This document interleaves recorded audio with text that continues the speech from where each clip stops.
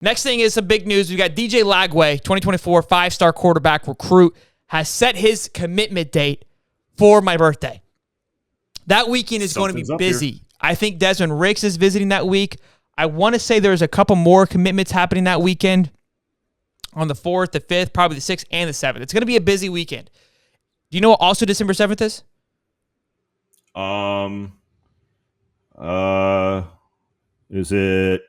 Is that the day we landed on the moon? It's a Wednesday, meaning the show's going to be on Wednesday. So I'm loving it. I'm loving that. Is there something else going on Wednesday? On that Wednesday? It's the greatest show on the YouTube's going to be alive. The podcast. Oh, okay. Yeah. So mean, coincidence? Does Lagway watch the show? I don't know, but it sure as hell feels like it.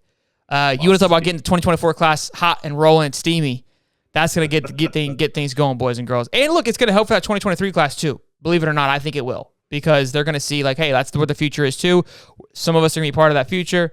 So Luke says I graduated from college that day. It's going to be a great day. Hopefully it's going to be a great day for all of us here, boys and girls. Let's get a like for just some excitement.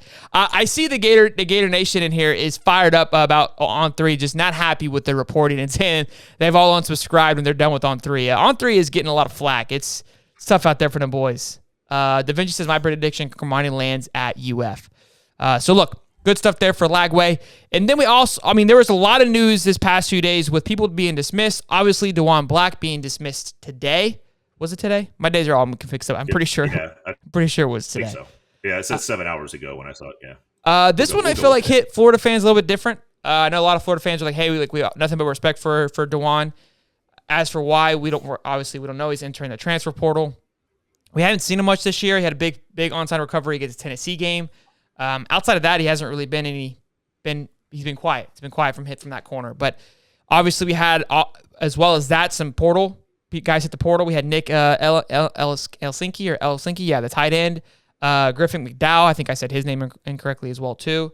So it's we got to do a warm up on these things before. Yeah, it's okay. Live. Nick, Elkness, I think it's Elkness, and then obviously Trent Whittemore was another big one that was transferred that hit the portal this weekend. That was pretty massive. We all expected it with his brother transferring to Mississippi State. I think we could all see the writing on the wall, especially with the new guys coming in. Obviously, Burke's on the depth chart because Xavier Henderson is out. Caleb Douglas. These guys that are all freshmen, they're all starting over Trent Whittemore. The writing was on the wall. We can't be freaked out about it. I don't think anybody is. But look, we're losing guys in the portal one after the other, and we're getting better and better each week. So what does that tell you? We're cleaning house. We're wiping the floor clean, boys. It's time to lock it in and buckle up. Spaceship's leaving the station, okay? You're either with me or you're not. So I'm loving it. Look, the one thing I will say with Billy coming in, new head coach, and we've talked a lot about the transfer portal and what that's doing to college football. Is it good? Is it bad? Like, a million different opinions, right? We talked about it all summer during talking season, as we like to call it here. But that being said, so let's just call it what it is. Like, prior to the transfer portal, if a new coach came in and he looked at the current roster and started to evaluate and realize some of the guys that are on this roster recruited by the last coach do not fit my current system. I don't like their work ethic. They haven't bought into my system, whatever the case may be. Coaches, even without the transfer portal, would all of a sudden start like, oh, this guy got dismissed for a parking ticket. Well, this guy is, now they just start dropping like flies all of a sudden, but they had no real recourse, the players that is, to go to another college. They didn't have, but they would essentially get cut like they were an NFL player. New coach comes in, he's got to make room, especially like what Billy's doing right now. Having a great class, he's got to make room for that. You got to have the room to get these guys, coming in for the class itself.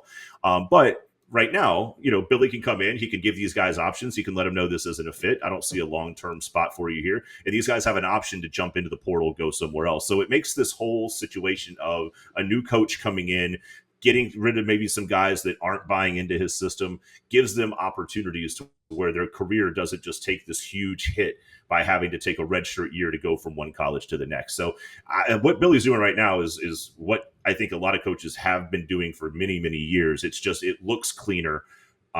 because the players actually have an avenue to pursue another school and play next year. I was just about to say that it seems noisier in a sense because there is that portal now, so they're treating it like a free agency. It's like, look, we're going to go ahead and let you go. Go do what you need to do.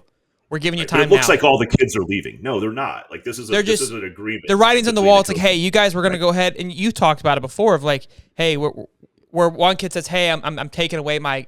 Sometimes they decommit. It's sometimes the school's pulling away the offer, but they're not going to rag the student away, so that they allow the student to speak on it. So it saves space for them, so they can go on and have a future and a career. So it just, again, I was just going to say that with the portal, it feels like free agency now, even more so. Like, hey, like we're playing our end, you're going to play your end. There are some guys that are going to actively, like, yo, I'm out. But these guys, it's attrition. It's part of it. You have to expect this kind of thing. It's just the way that it's happening. It's not happening until after the season. It's because, look, Billy's like, look, go ahead and get started now. Start your free agency as soon as possible. Get ahead of the curve and allow people to start talking to you. That's how I'm looking at it. And here's what's great about our Discord and our members. That's a good thing. I like it. I actually like that for the players. Yeah, 100%. LFGM sent me the message for what happened to Juan Black. It says, Billy says he was dismissed for undisclosed disciplinary reasons. Yeah, like typical. Ticket. Yeah, typical Billy.